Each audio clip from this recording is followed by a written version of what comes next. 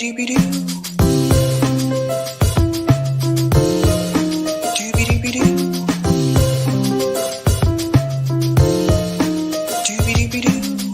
host, sabrinasalvati.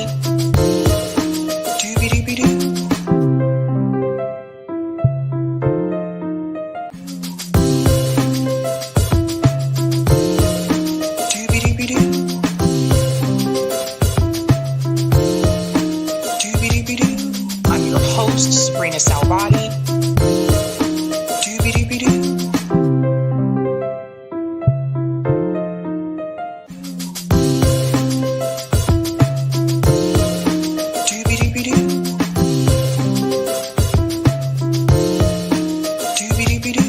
I'm your host, sabrinasalvati. All right, guys, happy Friday. Welcome to Sabby Sabs podcast. I'm your host, sabrinasalvati. My special guest tonight is SHAHID Buttar. He's a lawyer and activist, but most people know him best as a congressional candidate who primarily challenged Nancy Pelosi. SHAHID, welcome back. Thanks for having me, Sabby. It's always exciting to be with you. I'm stoked to be here. So I'm sure you've heard the recent news that Nancy Pelosi has decided to not reseek speakership.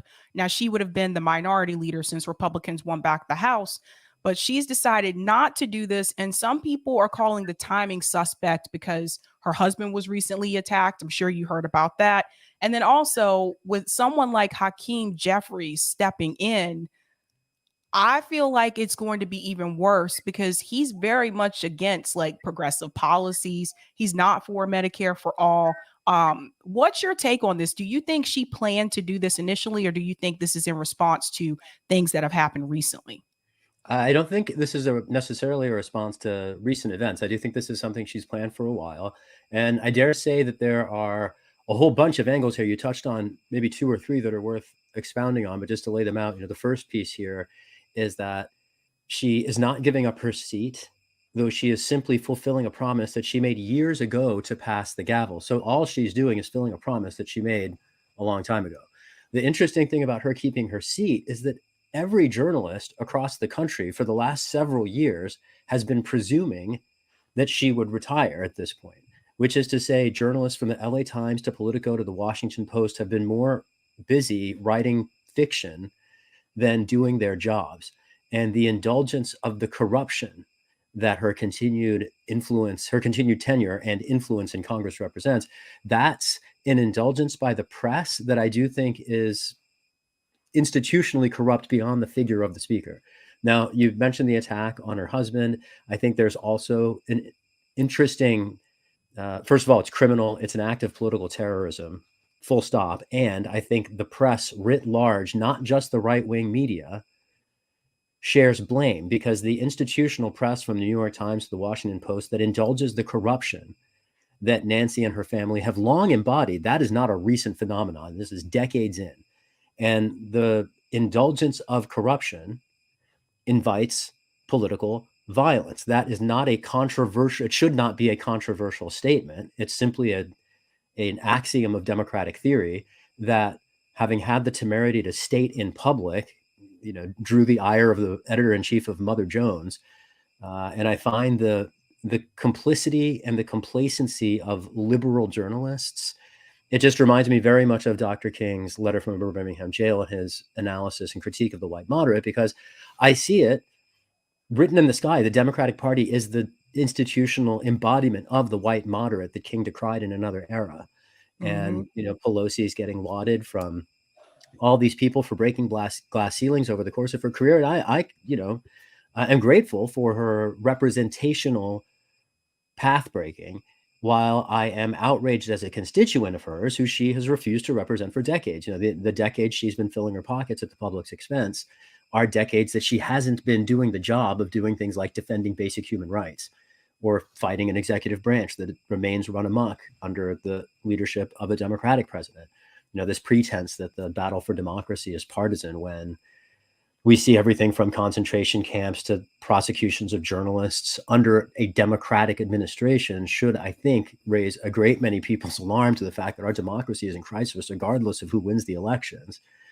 And even that might be charitable. That is to insinuate that our democracy is alive and kicking at all, which I think might be, a debatable point.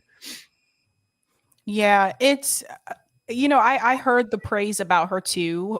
The women on The View were praising Nancy Pelosi, and I didn't see one of those outlets call out her corruption, the stock trading.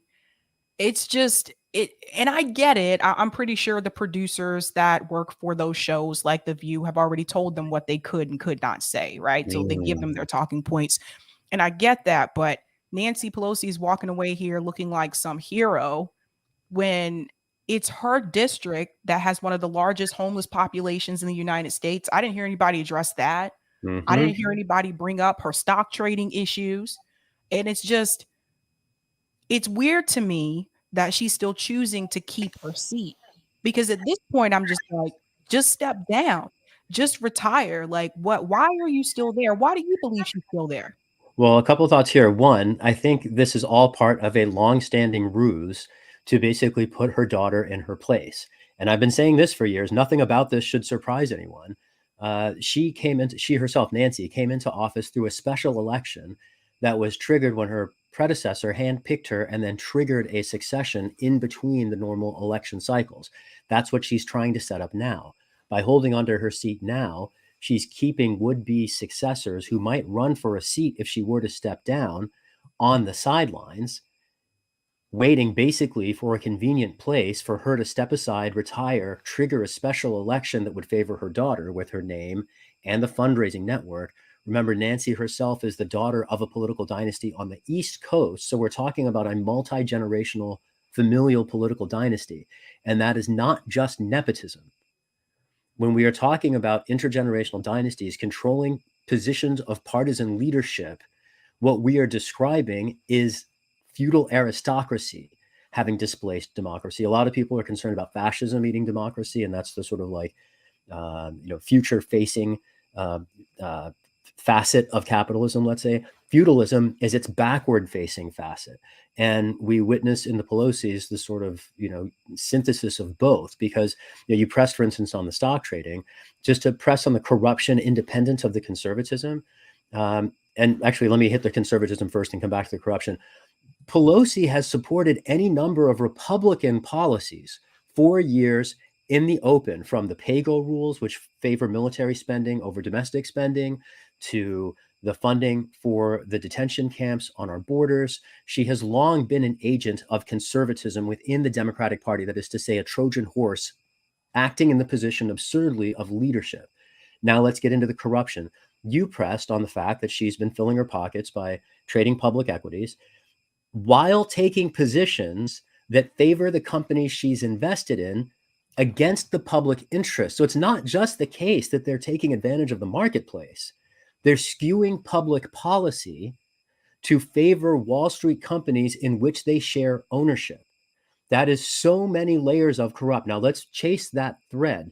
One consequence of that conflict of interest is that when Pelosi was called on to hold a criminal president accountable, she held the most compelling charges off the table after slow walking both of the impeachment processes. She tried to delay impeachment because she didn't want it to happen. And this was true in both cases for months. And when she finally did move, the reason none of them stuck in the Senate is because they didn't include corruption.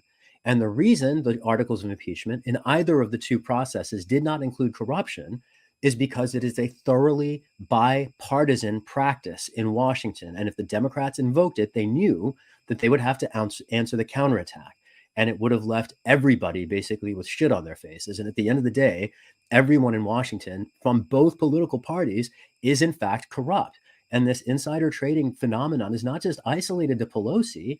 They're all doing it. We have a Congress composed of millionaires filling their pockets at the public's expense while legislating in favor of their own fortunes. And there's a constitutional prohibition on this. This is the emoluments clause. It is so offensive, and you shouldn't have to be progressive or socialist to be offended here. That's why those impeachment articles would have stuck, because the people most concerned, frankly, about that kind of corruption tend to be politically conservative. And it's ironic here that the bipartisan nature of that corruption that has been imposing a constitutional cost because it has impeded the capacity, the independence, if you will, of the people's representatives to do the work of guarding we, the people of the United States, from aspiring autocrats. Maybe just another thread before I chase it, just a thing to throw out there that we could talk about. Even the stock trading is just the tip of an iceberg because Pelosi's corruption runs deeper than just filling her pockets. I particularly think about her attacks on Ilhan Omar because Pelosi, among many other people in Washington, could be potentially criminally liable for human rights abuses related to U.S. torture under the Bush administration if the U.S. ever accepted the jurisdiction of the International Criminal Court. That's what Ilhan's been clamoring for us to do for the years she's been in Congress. And Pelosi keeps punching down at her. People characterize it as, a political squabble, but is that actually a powerful, rich white lady trying to keep herself out of prison after having filled her pockets for decades? Meanwhile, she's never debated an opponent in the 35 years she's been in Congress. And here's the real rub, right? We're talking, all this is about the corruption of the figure. Where is the press? And this is where my disillusion in democracy comes out. It's not just the case that the oligarchs run the show and that they're corrupt. There are guardians of our democracy. They have entire institutions. They have particular rights in the Constitution because we understand the press to be the fourth branch. And it has been entirely complicit. And to my perspective as an immigrant dissident, I have no idea what to do about that. Like, once the oligarchy has the press, the goose is cooked as far as I can tell. Like, it's not possible for change to happen through elections in this country. I witnessed what happens if you actually contend power at the root. And I witnessed the press array itself on the side of corruption. And, democratic theory doesn't have an answer for that. The press is supposed to stand with the people, not with capital. And once capital co-opts the agents of information, I do think that we have a particular conundrum. It's one among the many reasons why I'm grateful for your work and that of others who are providing a counter narrative and other voices. But I do think the battle to inform in increasingly ignorant people who are institutionally kept ignorant, I think, is a big part of our struggle at the moment. This is exactly why I tell people all the time. I talk about censorship probably like maybe once a week on this show, because there's always another issue. There's another event that happens, or someone was censored, or Garland Nixon was removed from Twitter. I'm not sure if you knew about that, but he's, again, a wonderful political journalist out there, was just removed. I think what some people may not understand is that when you have someone like Jeff Bezos own the Washington Post, this is very dangerous because obviously there's a certain narrative that he's not going to let get by. And so if we don't have the press and all of these candidates that are running, whether they've been progressive candidates or third party independent or whatever, if they don't have the approval of the mainstream media, they're not going to succeed. And so what Shahid is trying to tell you about, because Shahid, he's run against Nancy Pelosi. So you've dealt with the press. I know you talked about that before. You dealt with the grassroots, the money situation. Like, so you know how difficult it is. At the end of the day, if the press is against you, who is going to be for you? And I think we saw this happen with Bernie Sanders as well. Look how the mainstream media treated him when he ran in 2016 and 2020. It's important that you have the press on your side. And I think for those of us that do independent media, this is kind of where we come in, because we're going to tell you about the candidates that they're not telling you about. We're going to tell you the other side of the story that mainstream media isn't telling you. Andrew Yang was just here a couple of days ago, and I didn't know about this, but he told me there was a journalist at MSNBC. She doesn't work there anymore. She was told that she was not allowed to interview Andrew Yang and a couple of others, actually, for 2020. Whatever you do not give any attention to Andrew Yang. And so these are the things that happen behind the scenes that a lot of people don't see. So if people don't see you or hear from you on mainstream media like they do the other candidates, then some people may not even know you're running.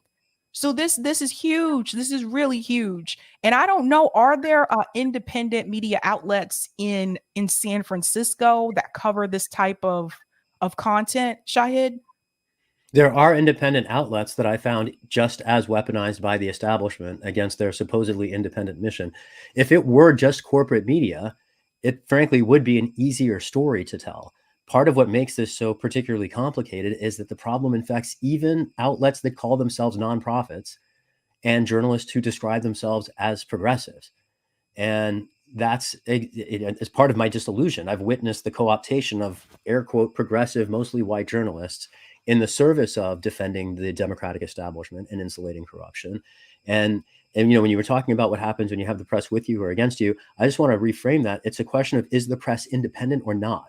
And another way of putting that is, here in San Francisco, even the so-called independent nonprofit press is in the pocket of the Democratic Party. And they take their analyses from Democratic Party politicians and they silence whistleblowers and they ignore evidence and they protect each other. In fact, there was just now, my next Substack article is going to be about the incoming mayor of Oakland, California, who won office by under 700 votes in the midst of multiple ethics investigations that journalists in Oakland refused to cover. And would the voters of Oakland voted for this council member who is the president of the city council, just like Nuri Martinez in LA, who was forced to resign in the face of the racism of hers that was exposed. The racism of Sheng Tao in Oakland was suppressed by the local journalists. And so she's coming into office, not only with multiple ethics investigations, but with active claims of racism from former staff that the voters of Oakland have never even heard about.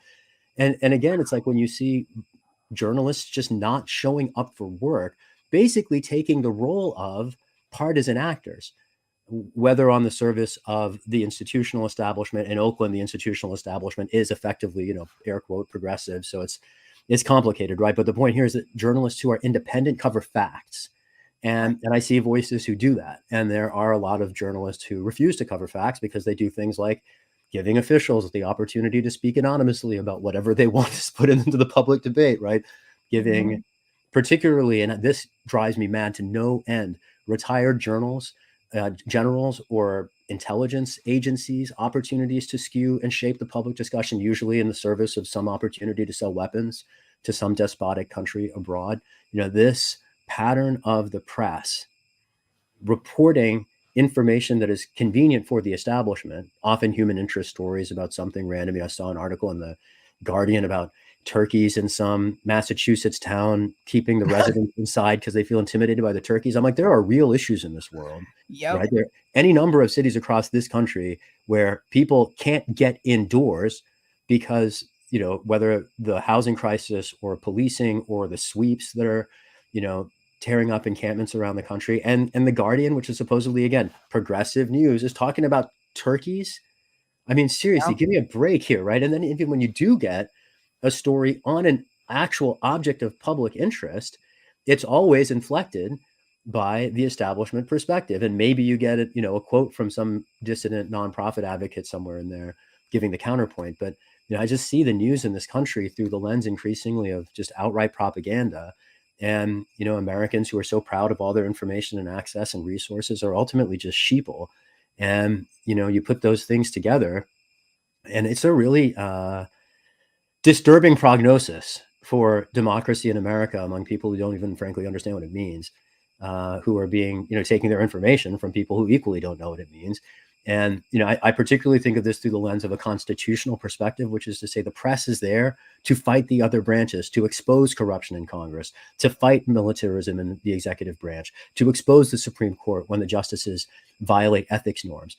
And they do none of those things. The press just lauds power, and publishes hagiography and builds cults of personality and reinforces whatever the dominant institutionally favoring narrative is of the day. They're just, and the particular thing that amuses me at the end of all this is that you'll hear American media try to characterize the media in other countries as state-sponsored. When here, access journalism, the business of journalism, means that the only journalists who get access to government officials are the ones who are basically willing to practice stenography. And if you're actually a journalist and you might ask some tough follow-up questions, they never come on your shows. I had this conversation with Brianna Joy Gray a couple of nights ago on Colin about Jon Stewart interviewing Hillary Clinton and Condoleezza Rice. Okay. First of all, one of my earliest political acts, I was 2002. I was still in law school. I was booed by an auditorium of parents at Parents Weekend at Stanford because I asked a question about the university's shameful association with Condoleezza Rice.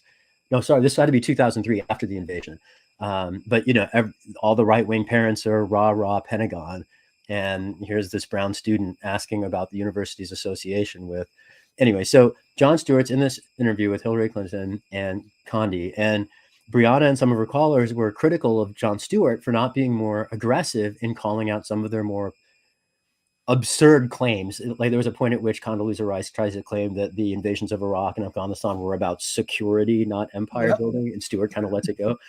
I was thinking about this in the time since. Of course, Jon Stewart let it go. A, he's a comedian, not a journalist. But B, the only reason Condoleezza Rice and Hillary Clinton went on his show and did that interview was because somebody had a conversation with him beforehand. And there was a very distinct delineation as to what was permissible and what was not.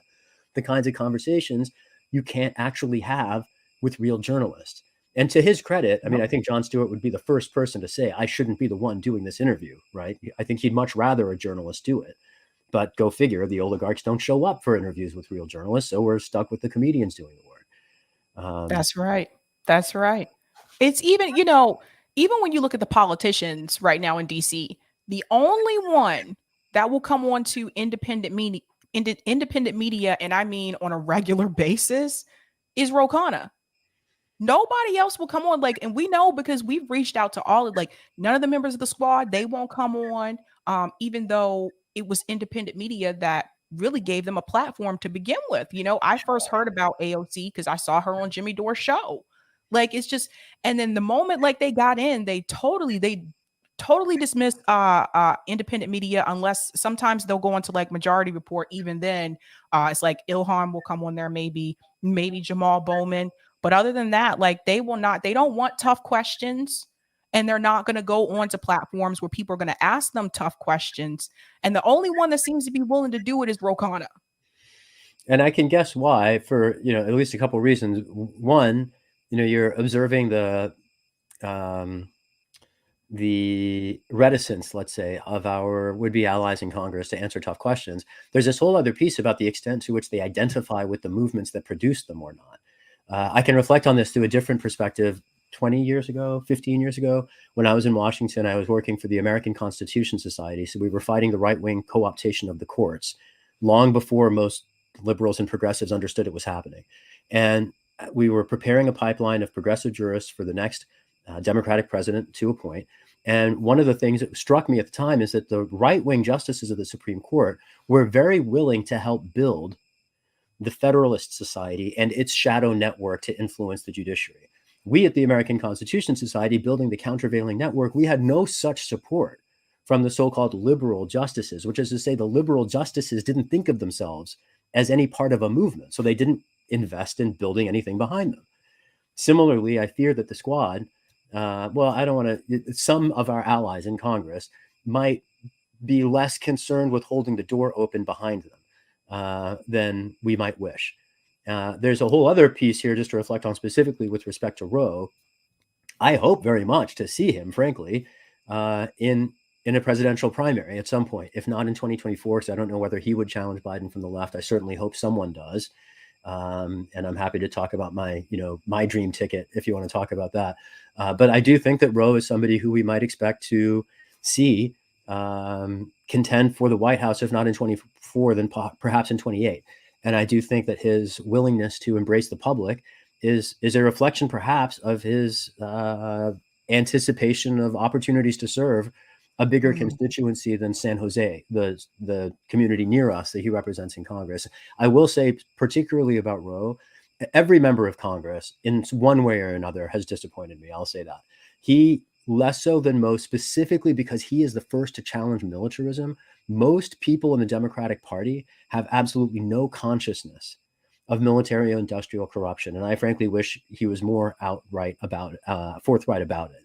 But that notwithstanding, I've seen him recognize it at times when many of his colleagues don't. And in my mind, that is the first qualification for anyone to serve in federal office, is their awareness of how militarism is the hole in the bucket and inflects everything else.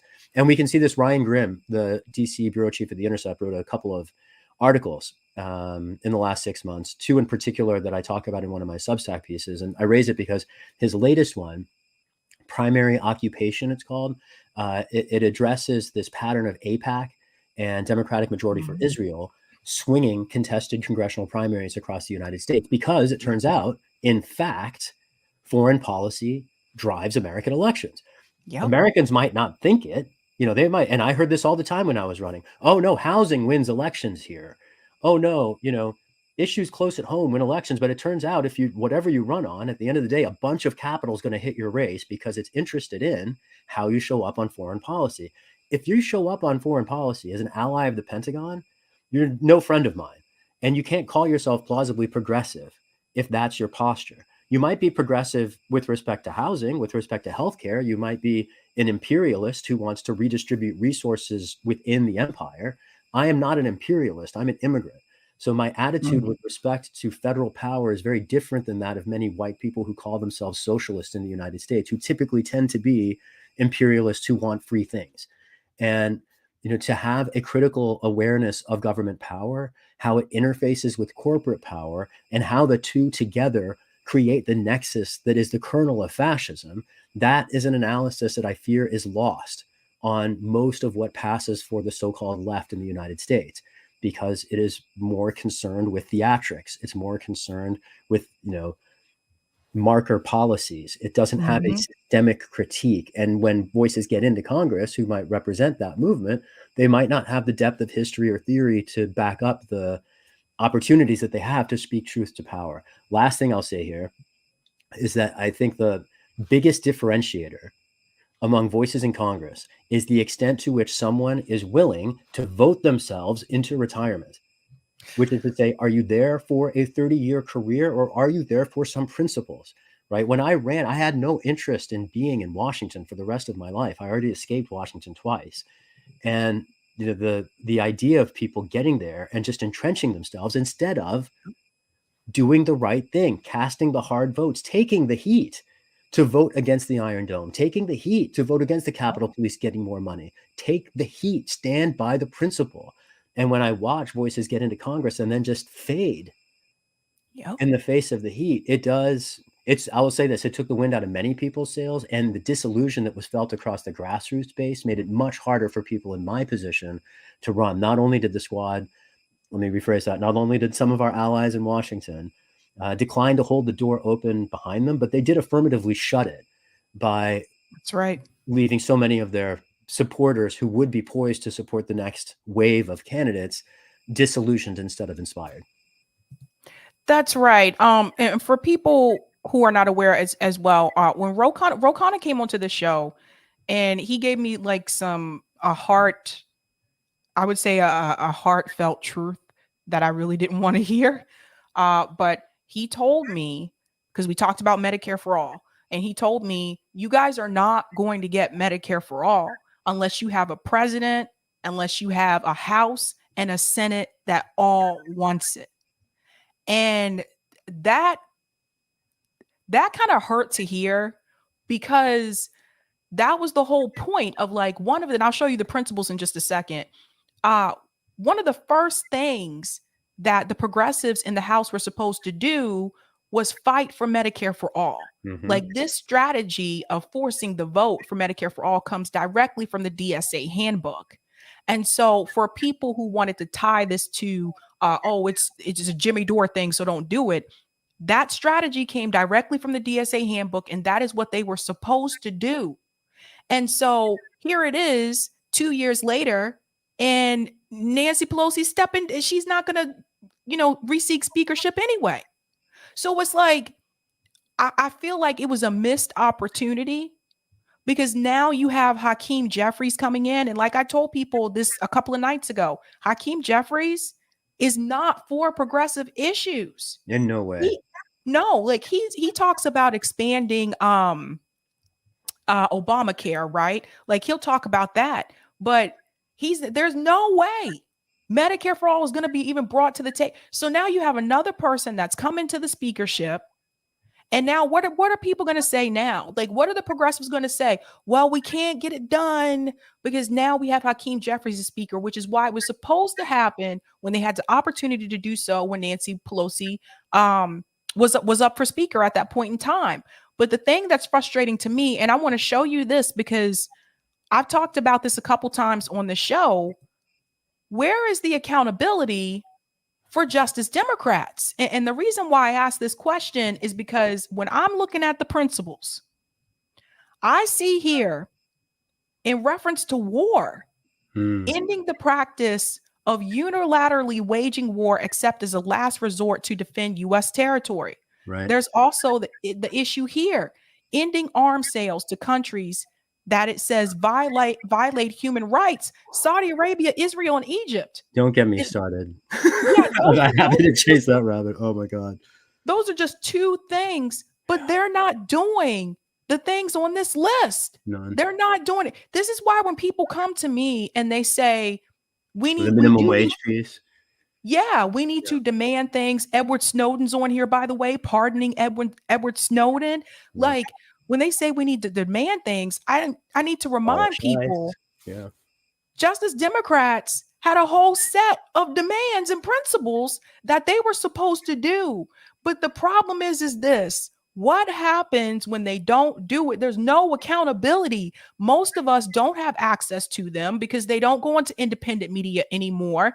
And so when people show up to their town halls and confront them on these principles that they signed on to, they signed a pledge. For people who are not aware, then they call those people rude. But how else are your constituents supposed to reach you if you're not reachable? It does seem to me that part of the job, if you not even are a public official, if you run for public office, is to talk to people and be willing to hear their concerns. I'm not even running for office anymore. I was downtown getting some electronics fixed, and a whole series of people came up to me between the time I left the electronics store and got on the bus to come home.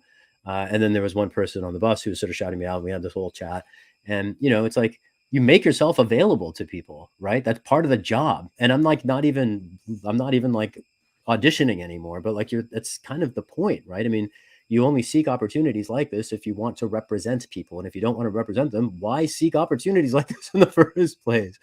It just gets back to careerism, I think. I also think, to be fair, there are certainly a lot of pressures on people's time, and I'm sure that is in some way, figuring into their calculus. But at the same time, I see some members being willing to be bold on some issues, much more so than others.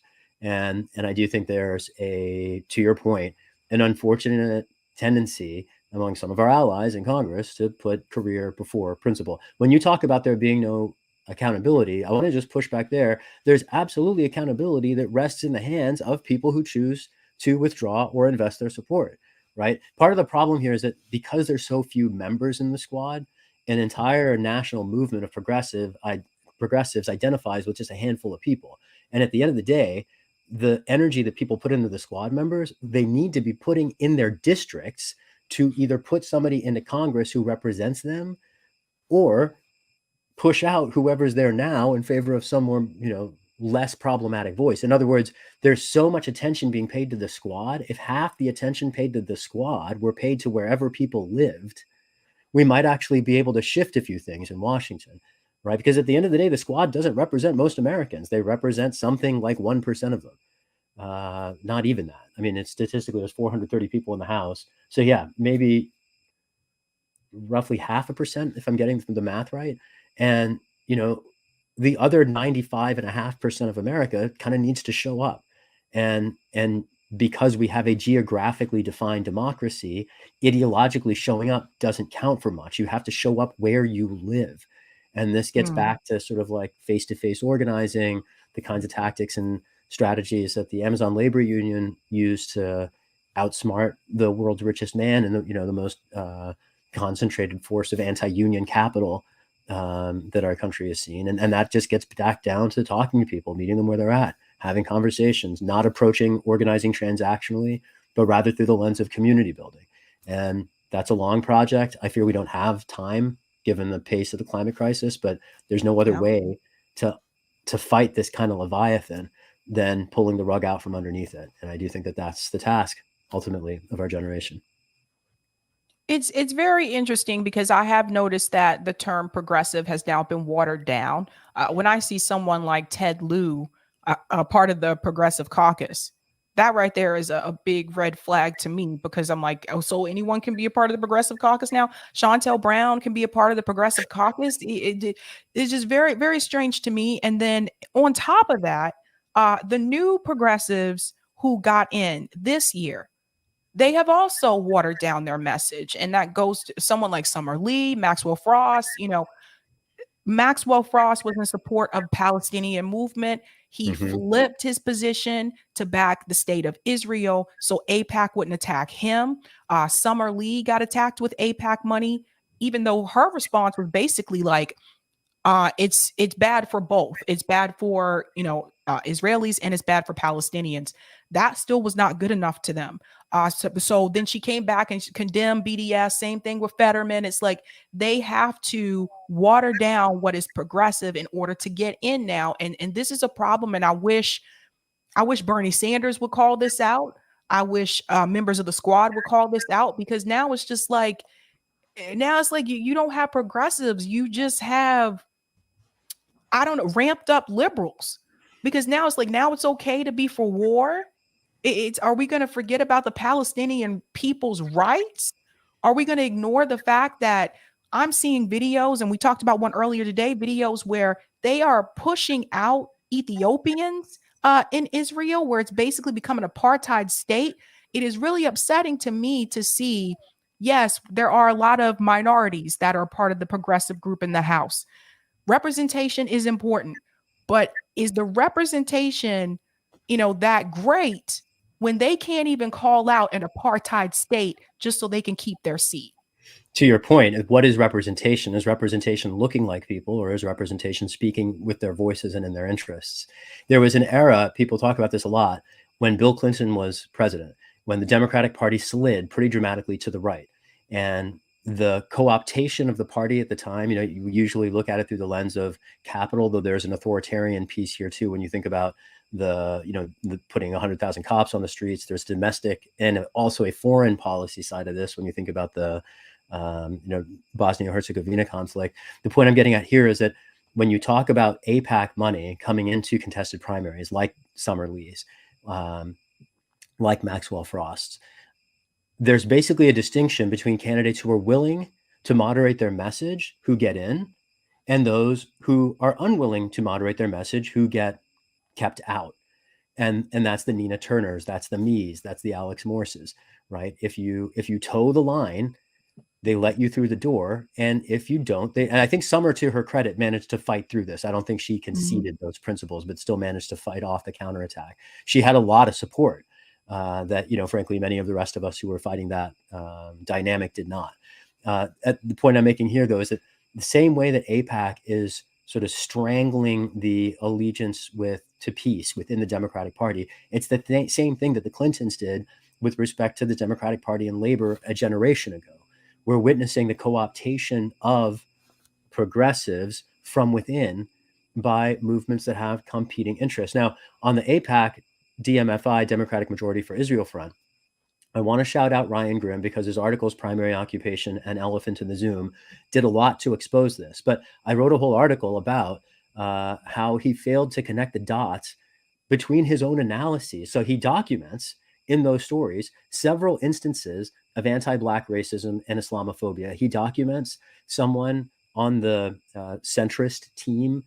Her name is Hillary Rosen, I believe. She's a principal at SKDK, a PR firm employed by the president and the vice president and the speaker, the Democratic leadership, who publicly apologized for characterizing Nina Turner as an angry Black woman. Yep. And that's a kind version of the smears that this side puts forward. I've faced worse versions of it. Alex Morse faced his versions of it. Ryan Grimm documents this pattern of sort of attacks within the left, but then doesn't identify the PR firm that's behind it all.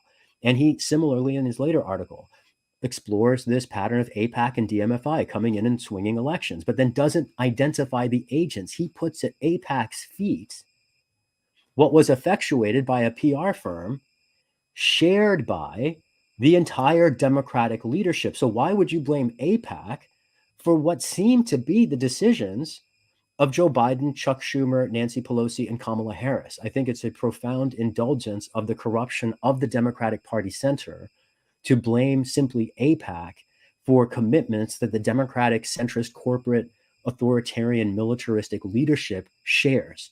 And ultimately, I think this gets back to the analysis we were talking about maybe 20 minutes ago about the press failing to call out corruption. The whole point of journalism, institutionally, ethically, its core commitment is supposed to be to transparency and accountability.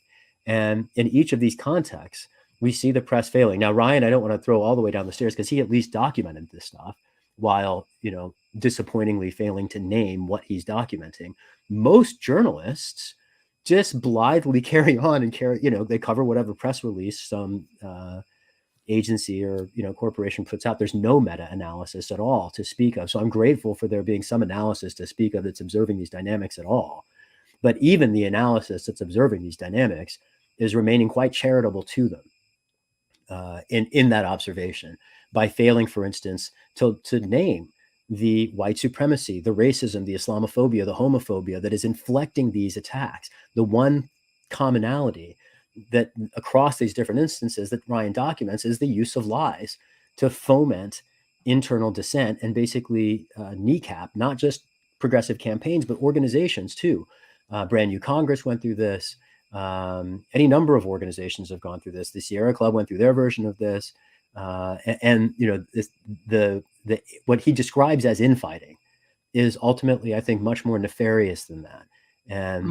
And this pattern is one that I think is one of our greatest challenges on the so-called left, is to figure out who's actually on the left and who just acts like it for cosplay reasons. You mentioned DSA before.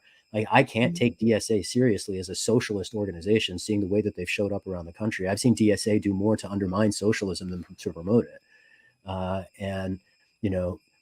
That's an organization to me. If I were to describe DSA to someone who'd never encountered it before, I'd say, picture a bunch of college Republicans reading Marx and thinking they discovered socialism. And that's what DSA basically is. And they act just like it. There's an Afro-Latino whistleblower here in San Francisco who reported on a DSA, not even San Francisco, which is worse, but DSA Silicon Valley meeting. She said she felt like she was at a KKK rally. And I was in that meeting. I know what she meant. And it's not like these organizations ever hold themselves accountable. So ultimately, this is, again, part of my disillusion. I've watched even groups that claim socialism in their titles get rolled and co-opted by capital and the Democratic Party leadership. And so, what do you do as a dissident when all of the institutions are failing to function? I'm writing for Substack, I'm making new music, and I'm planning to keep, doing all of those things. I don't have, frankly, a bunch of recommendations for people. I think this is a time when the way that Orwell depicted up being down and, the establishment just being able to contrive whatever narrative it wants, we are living it very much in this day and age. And how do you fight a Leviathan that can literally create facts from, oh, here's a reason that we need to sell weapons to some country, to here's some reason that you can't trust so-and-so, to here's some reason that this oligarch is now, praiseworthy, to, oh, here's a family dynasty you can all get behind. I feel like we live in an ignorant time, and an ignorant time with so much power that the combination is terrifying. That's right. That's right. Well, Shahid, what are you working on now? Because I know, and before you go, can you please explain to people? I know you talked about the challenges that you had running against Nancy Pelosi. Could you explain to people, is there anything that you would do differently? And why or why not? And please let everyone know what you have coming up next. Right on. So what I would do differently, the biggest challenge facing grassroots campaigns that are able to secure enough support from people who share the value orientation is what to do with the money. Because on the one hand, you could just buy a bunch of advertisements. You could pay a bunch of people to do things. There's a tension between advertising and staff. Once you want to invest money in staff, the question becomes, who do you invest it in? right? So this, you could break down the world into two big buckets of people. There's the people who care about the issues but don't have time to do much about it, but they'll write you a check. And then there's people who have time to work on it, but maybe don't have the skill set. And maybe let's put a third category in here. That's people who have the time, they have the skill set, but they don't have the commitment. That's the mercenaries. And that's who you end up having to hire, because you have money, you need people with skills, and you need things to happen. So you hire you hire the people with the skills to make the thing happen. But the people who are in it to make money never have commitments to the underlying values. And so they'll sell you out at the drop of a hat. And so, the first thing I would do differently is just never hire anyone from the Democratic Party. There you go. And that then leaves you working with people who might not have the latest experience with the latest platforms or what have you.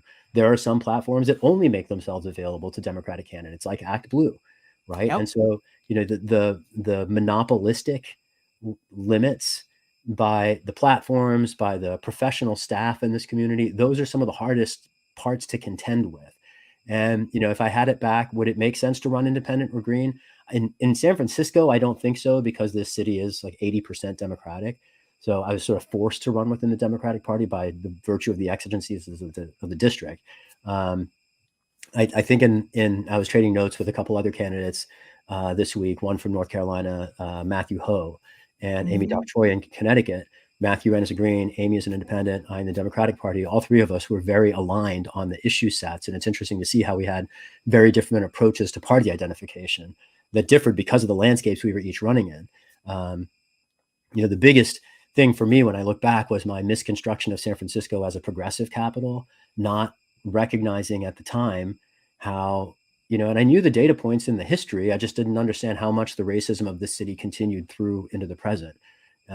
From the exclusion of Black residents over the last generation to the environmental racism scandal that continues to unfold at Bayview Hunters Point, to the crisis in city staffing. There's a point here I want to make that cross-references Hakeem Jeffries and Clarence Thomas and our city's government. So we have a Black DA and a Black mayor. The Black DA was put in place after the previous DA, who was the most progressive DA in the country, was removed in a recall election. So Chesa Boudin comes into office. He's the first DA in the country to end cash bail. He gets removed in a recall. Brooke Jenkins, his replacement, African-American, is put in his place. And we basically see in Brooke Jenkins and Mayor London Breed, or Hakeem Jeffries, soon to be likely Speaker of the House, or Justice Clarence Thomas, Black faces on white capital.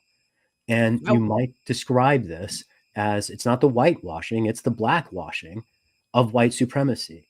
And I don't think even many people who recognize the dynamic are willing to call it out in those terms. But that's literally what we're dealing with. When Mike Bloomberg got in the presidential race, a Republican seeking the Democratic nomination, London Breed, the Black mayor of America's most supposedly progressive city, jumped in as his endorsee. And there's no justification for that. And so, for me, the identification, I had an impression of San Francisco politically based on my own experience that was just vastly out of touch with how racist and conservative the city actually is. And so, call that a failure of my own impression, call that a failure of journalists to report on the facts. If there was anything like a debate or an opportunity for the city to hear anything like the options before it, I'm quite confident that there would be a different outcome to that race. At the end of the day, I'm very grateful for the result, because I kind of have the chance to live my life. And if at the biggest level, if I had it back, I don't know if I would have done it at all, understanding just how corrupt the process is. If I understood how co-opted journalists are and would be, I would have known at the outset that there was no hope, and I wouldn't have wasted my time. But I think that for me was the most painful lesson, discovering how the press can't be counted on to show up for itself, or truth or accuracy, and how it's sort of institutionally weaponized against the people. You asked me what I'm up to next. So my main focuses at the moment are writing and music. I have a new EP coming out. The tracks include Ferguson to Jerusalem. It's a tech house track about police violence around the world and its international intersections. NSA versus USA. You mentioned Edward Snowden. It's I wrote this when his revelations came forward about 10 years ago, basically to explain the significance of the Snowden revelations to people who don't pay attention to policy but like to dance. And the third track on the EP is either going to be Justice, which is a bit of like a pop ballad, or Legacy of Ashes, which is a diss track for the CIA that I'm still polishing up. But you know, I like to educate the dance floor. That's kind of my job, and I'm trying to get back to that ultimately. I will say this: I had a couple months this year that were the first times that I made enough money DJing to pay my rent, and I am excited to make music, you know, increasingly the center of my life, and grateful for the chance to do that. Awesome. Well, Shahid, thank you so much for coming on, and good luck with your future endeavors. I know running for office is not easy to do. It does take up a lot of your time as well, but just know that like your voice was heard amongst especially people that watch like independent media. Like your voice was heard, and you did reveal a lot of things about Nancy Pelosi that I was not aware of. And had you not run, I probably still wouldn't be aware of the fact I didn't know that she wasn't debating people. I think that's ridiculous. I think everyone should have to debate. But good luck with your future endeavors, and thank you so much for coming on. Thank you. I appreciate it. And thank you for your feedback and your work too. Bye. Good night. All right, guys. Happy Friday. Let's do the damn thing. Let's go ahead and get into it. Quick shout out here to Justin Burgess for becoming a Sabby member. Whoop, whoop. What's up, Justin? Thank you so much. Thank you. And what's going on? My comrade JB is here in the house. Greetings, greetings all. Let me go ahead and give a shout out to Sabby patrons as well. We will do call in tonight, guys. Because I didn't get to do it earlier this week because the holiday and everything, but we will do call in tonight. Shout out to everyone who is a Sabby patron. If you're interested in being a patron, I have 5 categories: members, Sabbies, Sabsters, Sabinators in the house, and the ultimate. All of their names are listed here. They're also scrolling across the bottom of the screen there on the ticker as well. And I want to give a quick shout out to a new Sabby patron. Over here, we call them newbies. Let's give it up for Ren Jacob. Thank you so much, guys. Really appreciate that. Really do. All right. We got some things to talk about tonight. Let's go ahead and share my thumbnail here. Interesting stories. Interesting. Tonight, we are discussing Professor Richard Wolff. Auto alert. What is Richard Wolff warning you about with the auto industry? We're going to get into that, and we're going to break down car dealership crisis and what they have been doing in reference to capital. We're also going to link that to racism in the car dealership industry. We're also going to discuss Donald Trump versus Ron DeSantis. I have some new numbers for you tonight. That's actually the call-in discussion about who do you think would actually be more dangerous if they got in. But there are some things that you need to see in reference to the numbers. So we're going to get into that tonight. Of course, Shahid Buttar was just here. And we're also going to discuss the L'Oreal lawsuit. That's a big one. And I don't know if a lot of people have discussed that, but I'm going to talk about it tonight. In fact, I'm going to start with that story in particular. L'Oreal is facing a lawsuit. And this one kind of hits home to me. It's a little bit more personal. They have been making a product for years, and it's not just them that have made this product. But this product has now been linked to uterine cancer. So we're going to get into that. I'm going to start with the article, and then I have a video clip that I want to show you about that as well. So let's go ahead and do it. Okay, here we go. L'Oreal. Hair straighteners caused women's cancer lawsuit. Now, I want to explain something first because some of you watching may be like, what is a relaxer? So let me go ahead and just break that down. For African-American women, there are like 2 different ways that you can straighten your hair. You can use what's called a relaxer, which is a chemical straightener. There are several of those products in the store. L'Oreal is a company that makes relaxers, or you can get this done at a salon, or you can do what I do, and you could just blow dry your hair after you wash it and use a flat iron. So I don't have a chemical relaxer, but I used to. And I stopped that, not because of this, because I didn't know about this until recently, but because I actually went to a salon one time and it was a different hairstylist. And she told me, why are you putting chemical relaxers in your hair? It's damaging your hair. She said, you don't need to do this. So she showed me how to flat iron my hair the proper way so that I don't have to deal with all that. That was why I stopped. I was fortunate that I had a mom who would not let me get a relaxer. So I didn't even get one until I went to college. So I had a relaxer from the time I was in undergrad. When I graduated undergrad, that was when I encountered the hairstylist who told me to stop using them because it was damaging my hair. So that was many years ago, and I haven't used a relaxer since she told me that. And I'm glad, because now it's been linked to cancer. It's been linked to uterine cancer, particularly L'Oreal's. Let's get into it. L'Oreal's hair straighteners caused women's cancer, lawsuit claims. L'Oreal has been sued by a Missouri woman who alleges she developed uterine cancer as a result of using the French cosmetic company's hair straightening products. The lawsuit was filed on Friday in a federal court in Chicago, came days after a study by the U.S. National Institute of Environmental Health Safety finding that hair straightening products may significantly increase the risk of uterine cancer among frequent users. Now, I'm going to get into the video clip in a second that tells you how frequent they're referring to here.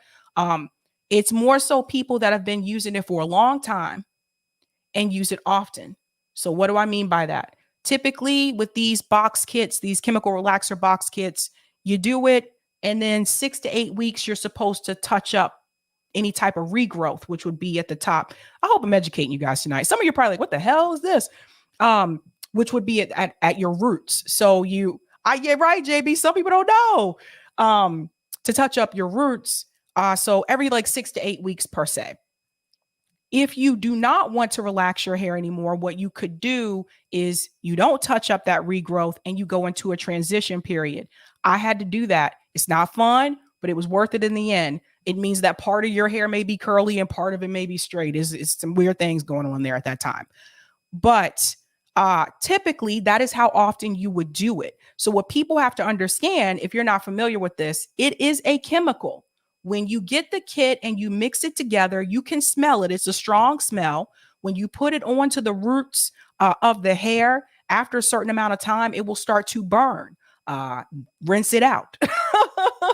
If it starts to burn, that means you need to rinse it out. But the idea is that your hair will be straight for a longer period of time. And that's why some people will use it. You have to understand that chemical relaxers were very popular amongst the African-American community, particularly during the time when I was growing up. So I didn't have a relaxer when I was in school, elementary school, middle school, high school. I didn't have one. I got picked on in high school because I didn't have a relaxer. Now it's more common for women to wear their natural hair. Now that's considered cool. It wasn't cool when I was in high school. Okay. I was picked on. I was heavily picked on because I had natural hair. But this is more so for people who are frequent users. So I hope anyone who is watching this can pass this information on to other people that may be still using chemical relaxers. It's not good for you. My hairstylist was correct. You don't need it, but now there's medical issues linked to this as well. Now, let me go on here. The plaintiff, Jennifer Mitchell, said she was diagnosed with uterine cancer in 2018 after using L'Oreal's products since about 2000 when she was 10. So this is an individual here who started using it at a younger age. She is asking the court to order L'Oreal to pay unspecified money damages and to pay for medical monitoring. Deandra Zimmerman, a lawyer for Mitchell, said her firm already has other clients in similar circumstances. You guys see, it's not just this one person. She said there would more likely be more lawsuits in the future as many women will be coming forward in the coming weeks and months to seek accountability. L'Oreal. Now, I want to get to the video clip because this actually made it to mainstream media as well. It's very concerning. And I do want to say this as well, guys. This also makes me wonder about those Brazilian treatments. You guys know the keratin treatments that you can go get, like a Brazilian, I believe it's called a Brazilian blowout. I think that's what it's called. So similar thing where it's a chemical process. And they say that's supposed to be healthier for you or better for your hair, but it's still chemical. So I don't know, but it's making me wonder this. Let's go into this video clip and hear what they had to say here. The National Institutes of Health out with a startling new study. Researchers finding women who use chemical hair straighteners may face a higher risk of developing uterine cancer. While that form of the disease is relatively rare, the study shows people who applied chemical straighteners more than 4 times a year faced a 4% risk compared to the 1.6% for those who did not use such treatments. Let me pause there. So remember, I just told you the kit will tell you to do it every 6 to 8 weeks. So most people are going to do it more than 4 times a year. Just keep that in mind. For women who were very frequent users, we saw that their risk of developing uterine cancer was about double compared to women who did not use those products. The study tracked more than 33,000 women for almost 11 years. And while researchers did not find race or age had any impact on risk level, they do note the adverse health effects could be more consequential for Black women. 60% of the women who reported using straighteners or relaxers in the last year were Black women. So the burden of this exposure really falls to the population of Black women. Despite a growing movement toward more natural hairstyles. And I just want to comment on something that she just said there about it's falling towards more Black women. Well, typically, we're the ones that use the product. We're the ones that would get a chemical relaxer, or some people will also refer to it as a perm. There's a difference between the type of perm that, let's say, white women had in the 80s it made their hair really curly. For Black people, it does the opposite. It makes our hair straight, right? So of course, that's who it's going to affect because usually that's who's using the product. Now they're about to get into this bit here about natural hair. Women. Despite a growing movement toward more natural hairstyles, many Black women say they still face discrimination for wearing their hair that way. And even though I feel like online people will say, oh yeah, afros are beautiful, natural hair is beautiful, when you go into the workplace, you get side-eyed. Chancellor. That's another problem too. Some people will consider, or some companies will consider natural hair to be unprofessional. And that's honestly why I started, like when I did leave the relaxer community and I started to just, wash my hair, blow dry it, and just flat iron it. That's also where that came in, because my hair naturally is very curly. And if I wore it to work like that, some of the places I've worked at would not say, they wouldn't consider that to be professional, which I think that's another problem within itself. People should be able to wear their natural hair, regardless of what someone else thinks or not, whether it's natural or not. There are some employers, you can't wear braids, right? But that's a part of our culture. So to me, it's almost like saying Black culture isn't professional. Oh. Or Makanjuola says she straightened her hair for 2 decades. Those are the risk factors that I now have to look out for, because again, this was something I have had put in my hair and repeatedly over time. While it's not known what brands or chemicals are behind the raised cancer risk, researchers say straighteners could be riskier than other hair products because they can cause abrasions and burns on the scalp, possibly making it easier for dangerous ingredients to enter the body. This latest study isn't the first to claim chemical straighteners may be harmful to your health. The products have previously been linked to higher chances of breast and ovarian cancer. Now this new risk adding to a growing list of potential dangers. So I'm not sure either which chemicals, and I looked this up. I couldn't find which chemicals that are a part of it that is causing this to happen. But they're also adding in breast cancer as well, and ovarian cancer as well. And this kind of reminds me of that Johnson & Johnson lawsuit about the baby powder, where women were developing ovarian cancer from using Johnson & Johnson's baby powder. That's what this reminds me of. Different company, but who knows what's in some of these things, right? So while the study did not look at specific ingredients, researchers say chemicals frequently found in straightening products like formaldehyde, metals, and parabens could play a role. And remember, experts say this study should be taken seriously, especially by frequent users, but it should not cause panic. The increased cancer risk is still small, according to the study, at 4%, but definitely we're going to see ongoing research on this. Lots of folks talking about this. Thanks, Emily. Got our attention for sure. Thank you. Forget what she said. My advice to you, stop using it. Why even take the risk? Now that you know, stop using it. Just let it go. Just put it to the side. Put it to the side and love your hair for what it is. I'll go ahead and take that comment on Rockfin, Eric. Whee! Thank you for the tip on Rockfin, Roger. Without a strong grassroots foundation supporting the Fed legislative branch, you cannot hope to change a system from the top. Use ballot initiatives to start public banks to redistribute Wall Street wealth to your state and provide a path for worker co-ops to start and proliferate. Also, here's a new one.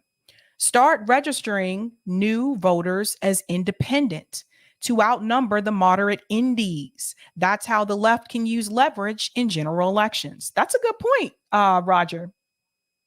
And thank you for this tip as well. Sabby took me back to the 70s when I was 4, 5, and 6 years old, when I used to watch Mommy Meadows straighten one of my many older sister's hair with the hot straightening comb. Baby, that mom used to lay on the stove to heat up. We are talking Madam C.J. Walker type shit. You know, some hair salons actually still have those.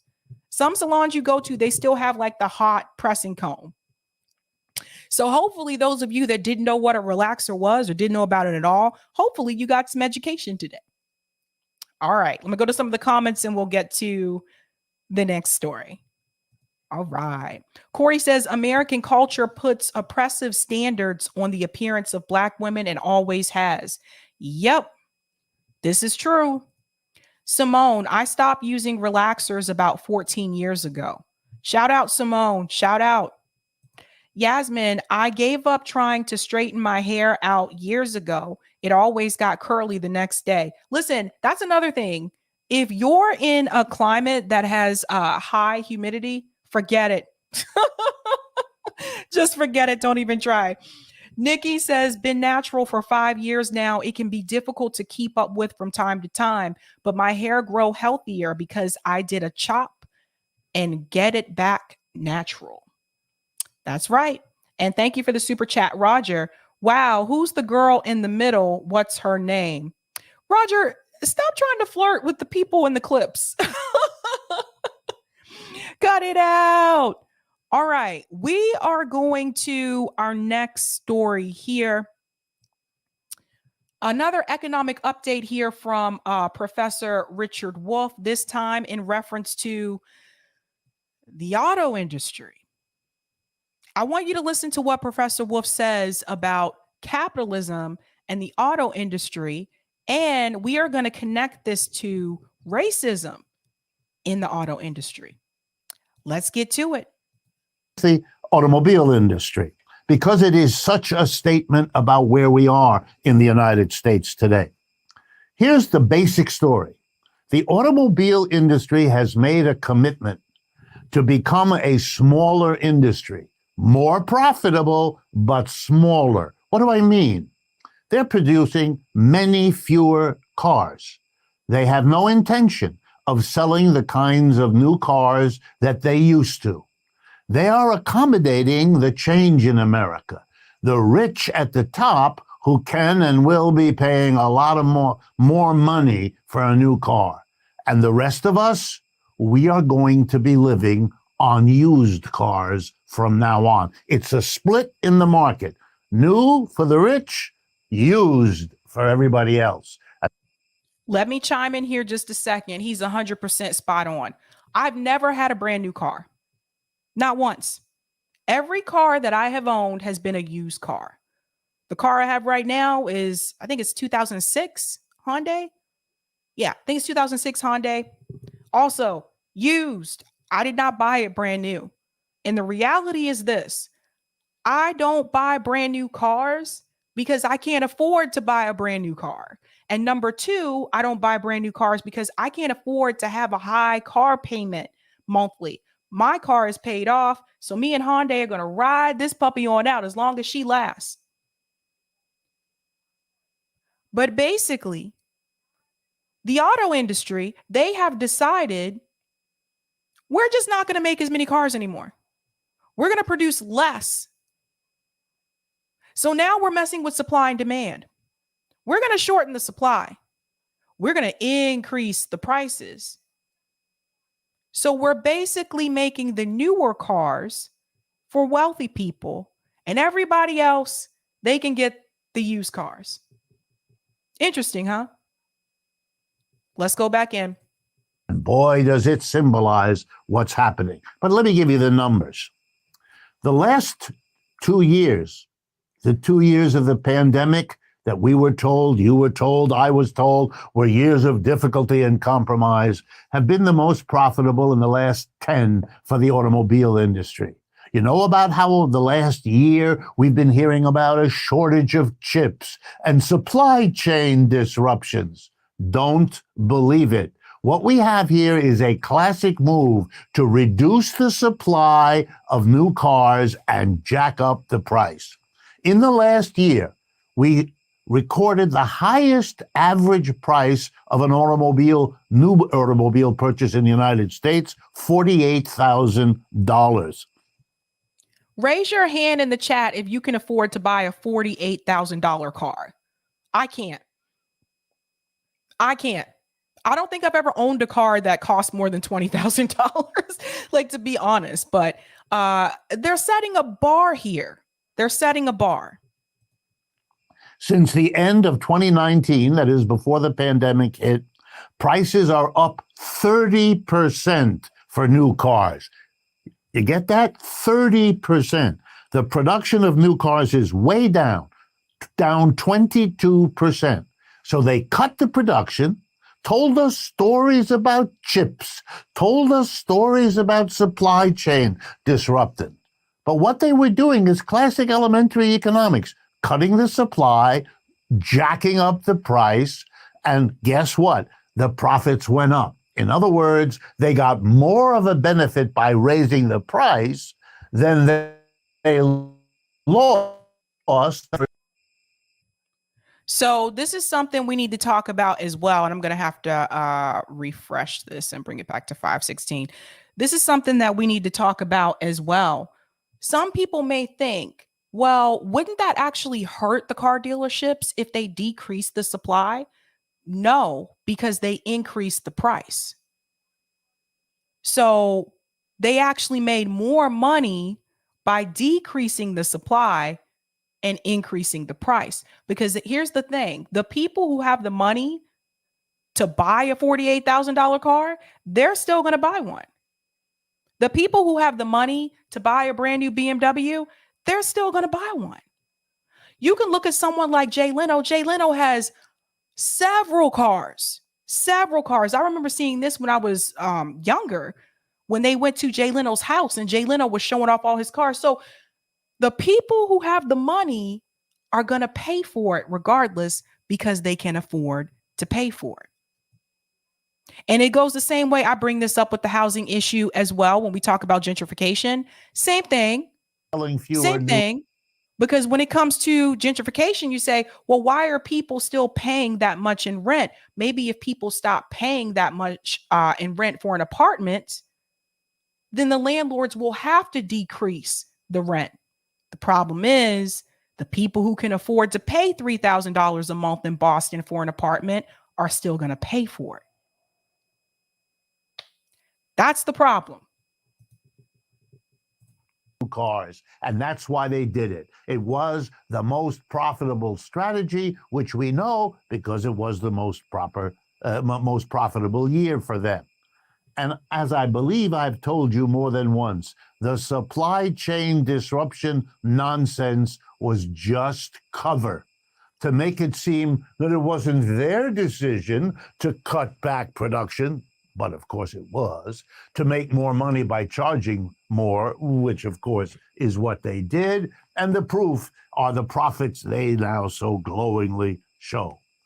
But the bottom line, it's a decline of the American standard of living. Kiss the new car goodbye. You're not, between the price of it and the now higher interest rates that mean the monthly charge will be even bigger because the price is higher and the interest charge is higher. We're changing America, and if you didn't want to face it before, now the very car you're sitting in will be a constant reminder of what the reality of U.S. capitalism means to you and me right now. Let's add something here that I want to point out. You also see this happen with food. You also see this happen with food. Because if you have more money, you can afford to shop at Whole Foods. You can afford to get organic vegetables and fruits all the time. You can afford to buy organic meat. You can afford to do that.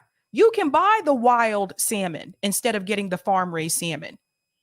You can do that. So is it fair that people who are poor or people who are working class have to get stuck with the grocery store items that are not the best quality, that are not organic? Is it fair that they get stuck with the cheaper food, which is usually not healthy? And this is another thing I like to point out as well. If you go to the grocery store, all of the cheap foods are usually things that are not good for you. It's usually the processed foods. It's a bag of potato chips. It's a cheap box of cereal. But the food items that are healthy for you usually cost more money. And this is another thing, and we talked about this before in reference to food deserts. There are communities in the United States that have food deserts. They don't have a grocery store. So you have people that live in those towns and they're getting their groceries from places like Walgreens or Rite Aid.